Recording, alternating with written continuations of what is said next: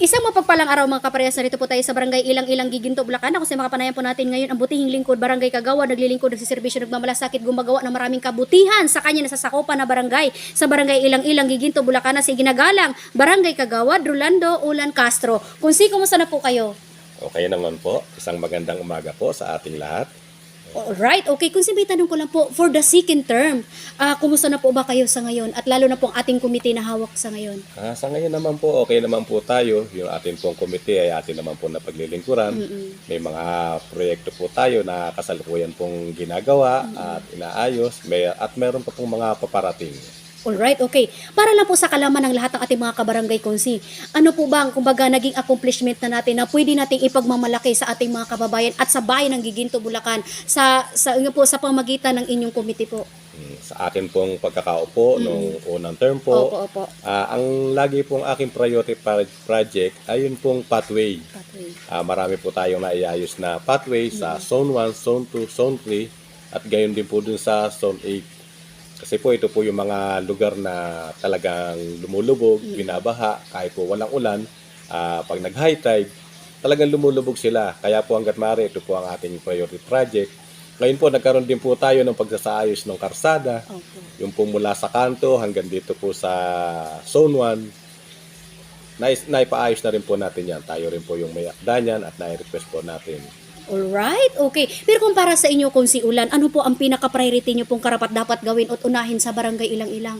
Talagang dito po sa atin sa Barangay Ilang-Ilang, dapat unahin po natin priority project natin. Una-una talaga pathway. Opo. Kasi po alam naman po natin na lumulubog tayo palagi.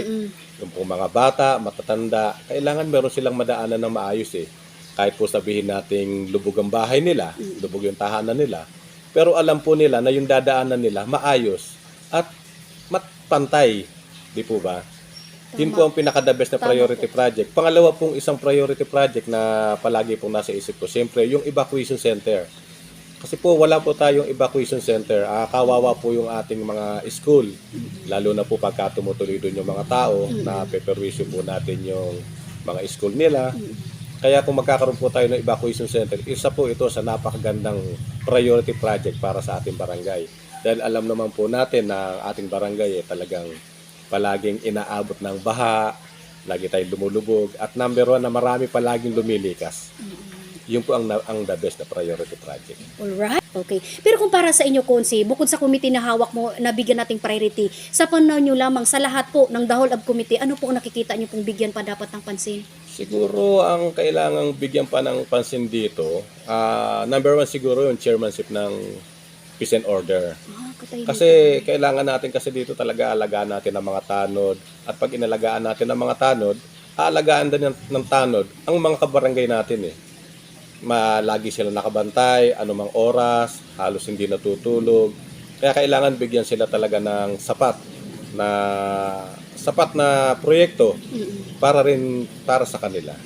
Alright, okay. Kung nanonood po ngayon kung si ating minamahal na mga kababayan at mga kabarangay, ano po ang inyong mensahe at panawagan para sa kanila? Magandang gabi po. Gabi, araw pala. On the spot po ito Opo, pwede na rin po. No. Sa akin po mga kabarangay, nandito lang po lagi si Con Olan. Handang tumulong sa inyo, maglilingkod ng tapat. Ako naman po ay open sa pagtulong, hindi ko man po maipagkaloob lahat. Kahit po katiting, tayo po ay tutulong.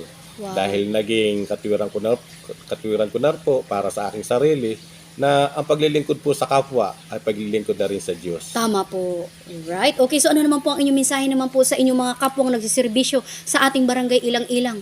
Sa akin po mga kasamang naglilingkod, palagi po tayong magkaisa, magsama-sama.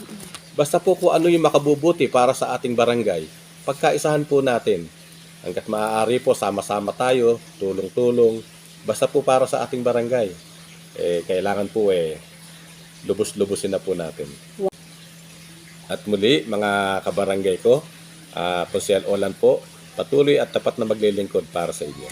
Alright, ayan po mga kaparehas ang mensahe ng ating napakabuti at mabait na barangay kagawa dito po sa barangay Ilang-Ilang, Giginto, Bulacan. Na ayon nga po sa ating mga kabarangay ay talagang sadyang matulungin, may malasakit sa pagsiservisyo at sa ating mga kababayan. Magandang araw po mga kaparehas. Lay Castro po ng Parehas News. Ingat-ingat po kayo Kunsi Ulan and your family. God bless us all. Mabuhay ka Kunsi hanggat gusto mo. Thank you po.